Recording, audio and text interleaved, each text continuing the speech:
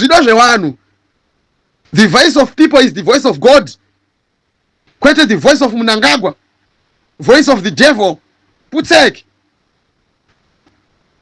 vaMnangagwa, vanhu zvavaipiswa vachisungirwa matai kunyika dzevanhu uku, vachinzi vari kutora mabasa, vari kuita sei. Hazvina kana kutombokunzwisai tsitsi. Kulian TV atibatike zvechopu Akataura ndikati musi wa31 tatosvika. Zvinhu zviri kuitika zvakawandisa muZimbabwe.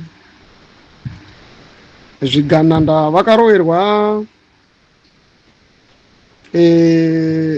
nzvimbo dzavo, vakangoitirwa example, asi zvihombe hazvisati zvatanga kuitika.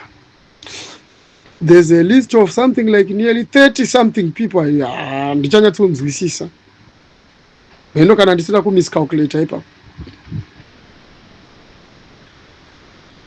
Vanhu vari kufanirwa kuti vatange kubatwa nezvavo. Vamwe tiri kuwada kumajeri. Nzvimbo dzemajeri hadzina kuzara. Baba wavo wakataura vaMnangagwa, president wavo, mutungamiriri wavo. Saka zvaitaura zviya Mnangagwa vari kupinda mumajeri macho kana kuti kunofila magepi iwayo. Vanhu vake handiti munozviona manje. Vanhu vake iye ndo vachapinda mumajeri imomo. Mnangagwa zvigananda zvake number 1 zvichateerwa nemapurisa ake nemamwe maagency ari kushanda ari pasi pake kusvikira tazobatanidzira newapfanha weyouth vakanga vachifungidzira kuti nyika inotungamirirwa zvakapusa kudaro kana kuti kune zita rakakosha muZimbabwe, zita risingagumwe kana risingataurwe kana kuti risingabatwe. Chinhu chaifanirwa kuva vhura brain handiti. Vaifanirwa kuvhurika pavakatanga kuona matukiro atinoita vaMnangagwa. Izvozvo zvaifanirwa kuvapa saini yekuti vazive kuti zvimwe zvinhu zvatinosimbisana tinenge tichitonyeperana. Handiti uri kupaona. Nezvimwe zvinhu zvavanenge vachisimbiswa vanenge vachinyeberwa. MuZanu PF makazara manyepo akawandisa. Ipati yandakazvarirwa inini. Hamuna zvamunondiudza kusvikira inini ndazosvikira pakuti zveZanu PF ndaakumbomira. Inhau yemanyepo. Handiti mazvinzwa. Vapfana veyouth vaifungidzira kuti manyepo avari kuudzwa nhasi isusu hatina kumboaudzwa manyepo aya. Aiwa, tisu takatoudzwa manyepo akatowandisa. Mabasa atakasiya mabasa atingade kutaura nemazita awo. Tichitiza mabasa iwayo nekuda kwezvimiro zvekuomeserwa munyika iyoyi. Ndipo patakatanga kuona manje kuti hapana zvazvinobatsira kuti munhu unoswera uchimukira gara zvekutadza kana kuenda kumba kwenyu, uri dedicated kubasa rako, usingambocheuka, usingatarise kumashure, asi pasina chinhu chaunomboita mukupera kwegore. Gore rinopera muchitopinda rimwe, richipera muchingopinda rimwe, kusvikira wakuzoshaya kuti asi nini ndiri kumboraramirei inini. Takasiya mabasa isusu tichiri vakomana chaivo zvekuti unosvika pakunyatsokuona kuti inini kuroora kwangu kuchanetsa inini. Kana ndikanzi let's say ndine mhuri inini, ndine mukadzi nemwana inini, ndinovapei. Takasvikira pakuomerwa zvinhu zvakadaro izvozvo munyika yeZimbabwe. Saka izvozvi hatigone kudzoserwa kumashure kana kuti tigone kukudza zita rekuti Zanu PF nekuti izita rakagrebwa nevanhu vasiri varidzi waro vakarishandisa nzira dzakaipa. Harizi zita rekuti munhu unogona kumira uchiritaura pamberi pevanhu ZANU-PF zita rakanga riine chiremerera, zita rakatora nyika kubva kuvarungu, ndiro zita raakushoresa nekutukisa zvakadaro pamusana pemunhu wani nefemili yake. Takagadzirira kuuya mumastreets. Inini ndiri kutoti kana hondo ikatonzi yatanga, ndinenge ndakatoibata futi. Count me in. Handiti muri kupanzwisisa. Kana zvikatonzi yatotanga, inini ndinenge nditoripo. Handiti mazvinzwa. Ndichimirira mudhara vangu wageza. As long as mfungwa dzangu inini ndichingofunga nezvavageza chete. Izvozvo zvinondipa simba rekumira nezvese zvandinazvo. Ndichirwira revolution. Ndichirwira nyika yeZimbabwe kuti isunungurwe. Nekuti izvozvo ndakatozvipira. Zviri nani hameno pamwe kana zvikazonzi ndafa here, but that will be considered a very great mistake. Handigone kufa zvekudaro.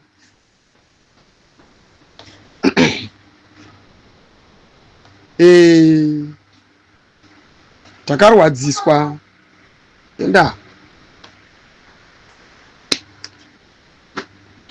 takarwadziswa mukati menyika yedu. Zvinhu zvakaitika zvakatirwadza, zvakatibhowa, zvikatiremera. Vanhu vakatiza vachitiza misha yavo. Misha yakapiswa, vanhu vakaivhakiwetwa, vamwe vanhu vakaputsirwa dzimba dzavakavaka vari kunze kwenyika. Handiti muri kuzvinzwa. Misika iri kubvutwa ichiparadzwa ichipiswa, vachivaka yavo nenzvimbo dzavo dzavanoda kuti vakubvisisei mari yamusingagone kubata imimi mumisika macho imomo. Zvikoro muri kuzvibhadharira mega, varwere muri kuzvichengetera mega. Vanhu vanzwa kutumidzira mapiritsi eshuga chaiwo kunana South Africa, achipinda munyika yeZimbabwe kunzi amai varwara kuno mapiritsi akapera. Vanhu vari kufa vasina kumbogara mudzimba dzavo dzimwe dzavakavaka. Vamwe dzimba dzavakavaka vari kunze kwenyika dzakapwanyiwa negavhumendi yeZimbabwe. Mapurazi akatorerwa namai Mugabe ese nemamwe mapurazi. Kune nyaya ndinoda kutaura panapa yekumanzofamu. Vanhu varida kubviswa mukati menzvimbo yavakasiyiwa nemadzitateguru avo pane midzi yavo. Pari kuda kutorwa kuitwa purazi remwana waMunangagwa. Mune chokwadi, nyika yeZimbabwe iri ngotorwa ichingoiswa mukati memaoko aMunangagwa nefemili yake, nevanhu vari kuramba vakabatirira vari pedyo naye. Ndo vari kuramba vachingofambidzana naye, vachitora zvinhu, vachibvuta zvinhu, vachitora lendi imwe vachiitengesa, vozoenda nerweseri futi vachitaura kuti zvakaitwa zvisiri pamutemo. Vanhu vemuZANU-PF yaMunangagwa, kwete ZANU-PF yechokwadi, makatukisa zita rakanaka, zita rakasunungura nyika imimi. VaMunangagwa imimi ndimi makaita kuti zvinzi ZANU-PF ndo yakauraya vanhu kuBulawayo. Imimi waMunangagwa imimi makauraya vanhu vakatozoita kuti patozoitwa investigations musingatozive imimi wacho kuti mumbori munhu akabva kupi, maimbooperator sei from the time yamakatanga kuzivikanwa kunzi zita renyu riri kubudikira imimi, even during the struggle of liberation war. Imimi waMunangagwa imimi muri kuzvinzwa. Pedzesera zvatozoonekwa kutonzi hapana zvanga zviripo. Otherwise kuchimoyo ndimi munotoziva kuti vanhu vakafa sei nekunyadzonya uko. You are a prime suspect yemadamages mamwe mahombe akaitika mukati menyika yedu imimi nekuda kwemoyo wenyu iwoyo wakaipa kudaro iwoyo wamusikade kudzora iwoyo. Nanhasi munongoratidza kuti hamuna basa nevanhu vemuZimbabwe. Ndosaka Jeff Judah achitaura achiti hamuna basa nevanhu vemuZimbabwe nekuti imimi muri connected nevanhu vekunze kwenyika zvakanyanya kupfuura vanhu vemuZimbabwe.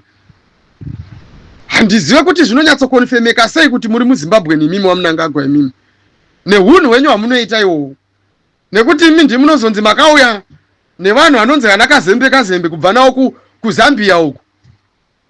Handiti muri kupaona manje imimi waMnangagwa imimi. Hamena wana ziyambi kuti wakabva kupi. Mazita iwayo ichokwadi zvacho hatidi kunyeberana. Havasi mazita emunyika medu isusu. Endi mazita iwayo akabva aita vanhu vanonzi vari mukati meparliament medu isusu. Vanoita basa rekumora vachiparadza nyika vachibatsirana nemi. Imimi vanhu vamakazivana nawo zvisina kana humbowo, hazvina kana even information inozikanwa kunzi makavawana pai vanhu ivavavo. Daniel Garwe anotonzi Nselu Scout akabva kuSmith regime. Makazozvigona sei kuti Daniel Garwe ave nechinzvimbo chine masimba munyika medu imimi waMnangagwa imimi? Vanhu vangani vakarwira nyika iyi? Vanhu vangani vakaenda kuchikoro? Iye mudhara wangu by himself chaizvo vabombshell kugeza chaiwo. Munofunga kuti vaitadza here kugara pana Daniel Garwe apo? Makavaona kupi vanhu venyu nevamwe vatingagoni kutaura? Kwana wikuno wakazobva kupi kuti vazonzi vanhu vanotsigira ZANU-PF zvekutodaro? Imimi waMnangagwa munofanirwa kuti mutitaurire vanhu venyu kuti makavawana kupi. Handiti muri kupaona. Vamwe vanhu vakanga havatomborina kana even kana mabackgrounds ari qualified zvekuti vanzi vari mucabinet vari pedyo nemimi. Muri kuvawana kupi? Muri kuvaisa sei muzvigaro? Iwo marisha zvenyu amuri kutiitira kuarmy uku muri kuzviwana pai zvese izvozvo? VaMnangagwa ndokusimudza nyika iri kwamuri kuita. Vana veZimbabwe VaMnangagwa vakati damage zvimwe zvisingaite. Sikotisa kupwanya anonzi anowana gold rinopfura gold rinomainwa renyika restates. Gold restate rinopfurwa negold rasikotisa sakupwanya pakuita sei chaizvo? Avana kuda tagwire yava boy here nevanhu ava. Makavaona kupi vaMnangagwa vanosvikira pakubudira panguva pfupi chete, pfupi nguva iyoyi yamangopinda iyoyi, ana kuda tagwirei vatoo neupfumi hunoita kese zvinonzi vakahushanda for thousands of years. Vanhu vachitambudzika zvakadai kuti zvirema zvinotiza munyika kuenda kunobhega mumastreets ekuSouth Africa. VaMnangagwa vanhu zvavaipiswa vachisungirwa matai kunyika dzevanhu uku vachinzi vari kutora mabasa vari kuita sei. Hazvina kana kutombokunzwisai tsitsi. Imi muri kutowedzera kutoomesa mitemo yekutoti vanhu ivo vatoshaya chekuita munyika umu. Vanhu varambe vachitiza, rwizi rwuchizara, vanhu vachikukurwa muzvikepe umu, vachipfurwa nepfuti muna Limpopo umu. Izvozvo hamuna kana basa nazvo, you don't mind. Muri kutowedzera kutoomesa zvinhu pabhodha, hapachatopindika, hapachafambike. Chasara izvozvi zvinyango munhu nyango chero uine passport, izvozvi izvi manje zvinenge zvakutonzi kudarika pabhodha kwakutongobhadharwa. Izvozvi ndo zvatosara nekuti zvituna zvakubhadhariswa kwokuzoti vanhu vapenyu vari kufamba everyday. Obviously vanhu mukasiya $5 kupinda pabhodha vanotoita mari dzavo, asi mari idzodzo hadzina chadziri kuita. Tarisai tollgate rekubva iro repa 20 km per kilo kuti chibva muBet Bridge. Chii chakada ndo zvakaita tollgate izvozvo naiva Mnangagwa. Rekutoti mimi rinotobvisa mari inotonzi $8 yekutobvisa kubvisa $8. Seriously? Pakamotikari kadiki kakaita saka Honda Fit. Dziri kuenda kupi izvozvi? Matogeti acho atone ngura asina kupedza kuvakwa. Muri kuita seiko naiva Mnangagwa nemari dzedu dzamuri kutora imimi? VaMnangagwa rodi yacho yakafa futi kubva kuBet Bridge kusvika haikufambike. VaMnangagwa vanhu vanototaura zvavo zverodi yekuVic Falls, ko iyo yacho yakanzi yakagadzirwa yakapera here? Mbudzi roundabout hatichadi kana kutotaura, vanhu mese munozviziva. Ayewo VaMnangagwa ibvai pachigaro zvichakanaka, nekuti kana iri hondo tiri kutoida, da kutokutaura ichokwadi, ipapo hatisitombo kutinyeperai VaMnangagwa. Vanhu vanga vasati vauya kuZimbabwe musade kuvakonzera kuti vauye kuzobata pfuti, nekuti kana vakuzoya vari kutozoya nenyi vachitovinga nyaya iri serious yekutobata pfuti. VaMnangagwa kana muchida kubviswa nepfutika, aiwa muchatodzibatirwa mukatobviswa nadzo ende muchitobva. Izvozvo we promise you kutotaura chokwadi, handiti mazvinzwa. Maisambofanirwa kutooma mmoyo kusvikira pakuzo pakuzotikonzera kuti tipinde mumastreets kwemaiyezi esaya muchiedza kuudzwa kunzi kana zvichinetsa mudhara ibvai ipapo, mukatanga kuuraya vanhu muchigadzira fazi, mukaabducta vanhu mukaita sei vamunangagwa ka toda kuti titaure chokwadi. Imi makatitadzira imimi vamunangagwa, hatisi kuzombokusiyai. Ende mukaona zvikanzi paita hondo, battlefield yekutanga iPrickable Farm, ini ndinenge ndiripo paPrickable Farm, count me in. Ndoda kuti ndikutaurire chokwadi, handiti ndopa ndiroda kutanga ipapo, handiti mazvinzwa. Ende inini ndinoda kupinda pafront inenge ichinzi iri kutsvaga pamuri imimi pamakachengetwa imimi, ndopa ndinenge ndichitoda ipapapo kuti tinyatsokuchinjana chaizvo chaizvo nevanenge vakakuchengetedzai, nekuti ndoda musoro wenyu. Kana imimi mukakonzera hondo ndinozoda musoro wenyu wamunangagwa imimi, mazvinzwa. Nditokutaurai chokwadi, zvinhu zvamakaita kupurazi kwamudhara uku, nyaya iyo yaipere yakadaro, handiti mazvinzwa. Zvigananda nyaya haisi kuzombopera. Ende vanhu kana muchifungidzira imimi kuti nyaya ichaperera kana muchifungidzira kuti tiri kutya kurwa kwakatotanga, nzvimbo 3 dzakabhombwa, handitika. Kana muchida dzorerai tiuye, kana muchida nyatsoitai zvinhu zvekuti tinyatsokuuya. Munhu wekupedzisira ndimutamba, handidi kusiya zita rako iwewe pekupedzesera, handisi kuda kutombokusiya zita rako pekupedzesera. Iwewe tiri kutoda paunenge uri, kwete zvekuti hanzi tinoenda paproperty yako kunodhameja kuti kudii. Musi wekuvinga iwewe mutamba iwewe, tiri kutovinga iwewe personal. You are going to face it. Handiti wazvinzwa? Ndo zvinhu zvitoripo. Nyoka yemabhunu uyo wamuri kufungidzira kuti auye, I am going to bring him. Nyoka yemabhunu inini by myself if possible. Kana ndichida kuti ndiye naye nyoka yemabhunu, I will bring him. Even nhasi chaiche mumunzwa achitaura mangwana muZimbabwe. Hapana muvharire nyoka yemabhunu kuti apinde muZimbabwe imimi. And ndoda kuti ndikutaurei, nyoka yemabhunu anenge arimo mumastreets, anenge achitochimhanya nyoka yemabhunu, handiti mazvinzwa. Izvozvi mutotaura kudai so hamutozvizive kuti nyoka yemabhunu wacho atori papi, kana kutoti atori pamuri ipapo. Nyoka yemabhunu amuda kubata uyu anotozokonzeresa kuti zvinhu zviite wese. Usade kuti tiite shortcut yekutombosiya nezvatiri kuita, tiuye kwauriwo mutamba nenyaya yanyoka yemabhunu wauda kutangana nezvake uyu. Siyana nemwana, handiti wazvinzwa. Natopedza kutaura newithdraw chinhingirikini chako ichocho, chitochiwithdraw zvako nekurumidza, ende usarambe uchitaura pamusoro panyoka yemabhunu. Hatidi kunzwa kuti kuna vanhu varitsvaga nyoka yemabhunu, otherwise unogona kuurayisa vanhu. Musade kuurayisa vanhu imimi nekuti munenge musipo imi. Vamuri kutumawo muchavaurayisira vachafira mahara, nekuti hamusi kuziva kuti zvinhu izvi kana kuti chinhu ichi chinofunctiona sei. Mazvinzwa. Ini ndinoda kutaurira inini nditori paground, handiti mazvinzwa. Ende handitomborina kana nefear. 31 tatosvika, nditori musi wa31, ndori muaction, I am ready.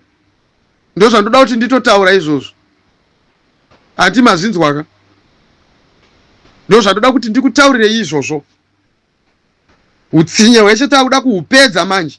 Nyika ngaidzorwe kuvanhu, vatongerwe nyika nevatungamiri wavanoda, vagare munyika mavo zvavanoda. Zvikoro hazvifanirwi kubhadharwa, zvipatara hazvifanirwi kubhadharwa. Kana hurumende iri kutoteera inofanirwa, they must be noted this, kuti hatisi kuda kubhadhara zvikoro, hatisi kuda kubhadhara zvipatara isusu. Ndo zvinhu zvaurifanirwa kuti vatange vaenda kunogadzirisa izvozvo. Mazvinzwa. Before anything, tikuda kuti zvikoro nezvipatara zvitange zvabhalansiswa. Tikuda kuti mapurisa nemasoja vatambiriswe zvakanaka, nekuti vane basa hombe chaichairo ravari kutoita. Hakuna munhu anogona kuplaya role iri kuplayiwa nemapurisa nemasoja, chinonzi kuchengetedza runyararo nekuchengetedza mutemo wenyika. Zvinotikoshera izvozvo. Nematicha vari kudzidzisa vana vedu. Mune maminerals akawandisa stereki, mune zvakawandisa zvinoda kuitwa, makabloka mainvestors muchiti varoda kuunza, varoda kuuya vakabereka maBritish, varoda kuunza varungu. Get away! Hamudi varungu kuti zviite sei kwemimi. Isu varungu tiri kutovada, vanofanirwa kutoti watouya munyika imomo. Haputseki manimi, tinoda varungu munyika umo mani. Vanofanirwa kutopiwa mapurazi, vanodzorwa mapurazi avo vachidzoserwa. Vari kupiwa mamwe vachipiwa mamwe mapurazi kubva kune vakaaluza, as long as vachiri neshungu dzekuda kugara muZimbabwe. munodzingirai vanhu vanoinvesta munyika. Ndo zvakaita nyika inobudirira izvozvo zvokuti munyika munoita basa rekudzvanyirwa vamwe vanhu vachidzvanyirira rusaro raganda rwatikarambidza varungu, imi makuenda kunorwita futi. Munodzingirai varungu vanotukirwei? Igovernment yekupiyo inoti kana chinhu chikada kuita chinhu chakakuti Britain America Britain munotukirei maBritish? Aita sei maBritish? Munotukirei vanhu vari kuenda zvamuri kubvisa maBritish wamuri kuunza vashona mandevele here? Machina mandevele? Machina mashona here? maRussians mashona? maRussians mandevele? Saka vari kutsvage chii munyika medu kana imi muchitidzingira maBritish? Zvinoreva kuti nyika haigoni kutenderera isina marudzi nemarudzi akasiyana-siyana, maIndia marudzi nemaArab zvese. Saka imi munosarudza venyu vamunoda manje, munhu vanobvuma conditions enyu ekuba. Enough is enough. Enough is enough. Zvakwana zvinhu zvamaiita izvozvo. Iwayo maBritish waya muchiti mimi hamadiwa, ndo ari kudzoka imomo. MaAfricans mimi amakadzinga muchiatorera munda, toda kuadzosera imomo.